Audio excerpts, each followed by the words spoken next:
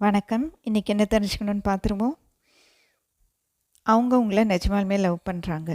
சரிங்களா? ஏன்னா நீங்க நெனச்சிட்டு இருப்பீங்க, அவங்களுக்கு என் மேல லவ்வே கிடையாது. நான் மட்டும் தான் லவ் பண்ணிட்டுருக்கிறேன். அவங்க என்ன லவ் பண்றதில்ல அப்படின்னு நீங்க நெனச்சிட்டு இருப்பீங்க. அப்படி கிடையாது. அவங்க உங்கள லவ் பண்றாங்க. ஏஞ்சல்ஸ் கிட்ட கேட்குறாங்க, இல்ல கடவுள்கிட்ட கேட்குறாங்க, நான் என்னதான் பண்ணட்டும்? நான் லவ் பண்றேனே! நான் என்ன பண்ணட்டும்? ஆனா லவ்வ என்னால சொல்ல முடியல.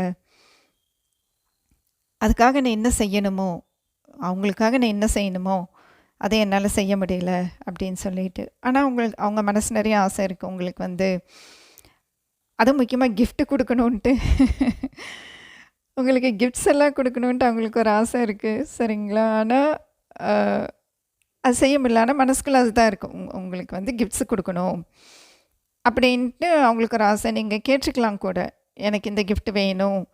அப்படின்னு சொல்லி கூட நீங்க கேட்டுருக்கலாம். அந்த கிஃப்ட் எதுவா வேணாலும் இருக்கலாம். பொருளாவே இருக்கணுன்ட்டு கூட அவசியம் கிடையாது.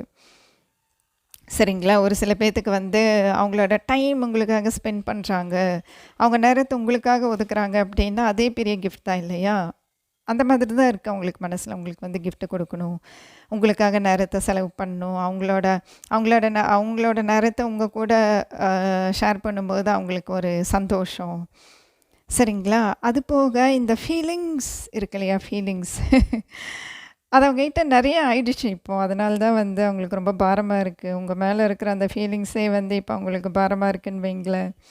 எத்தனை தான் நம்மளும் தாங்குறது இல்லையா? ஃபீலிங்ஸ் இவ்ளோ வச்சிருக்கிறோமே! என்ன பண்றது? கொட்டவும் முடியல அப்படின்னு சொல்லிட்டு யார்கிட்ட போய் ஃபீலிங்ஸ கொட்ட முடியும் இல்லையா? உங்ககிட்ட தான் வந்து கொட்டணும். அதுவும் முடியல. ஏன்னா, அவங்களுக்கு வந்து வேறு சில கடமைகள் இருக்கு. அதனால அந்த பொறுப்பையும் சேர்த்து சுமக்குறாங்க அப்படிங்கிறதுனால, அந்த லவ் அப்படிங்கிற விஷயத்தில இப்போதைக்கு அவங்கனால எதுவும் பண்ண முடியல. அதுதான் உண்மை. அதனால நீங்க அவங்க உங்கள லவ் பண்ணல அப்படின்ட்டுலாம் நீங்க நினைக்காதீங்க. சரிங்களா? நிஜமாலுமே அவங்க உங்கள லவ் பண்றாங்க. நெறைய ஃபீலிங்ஸ் இருக்கு.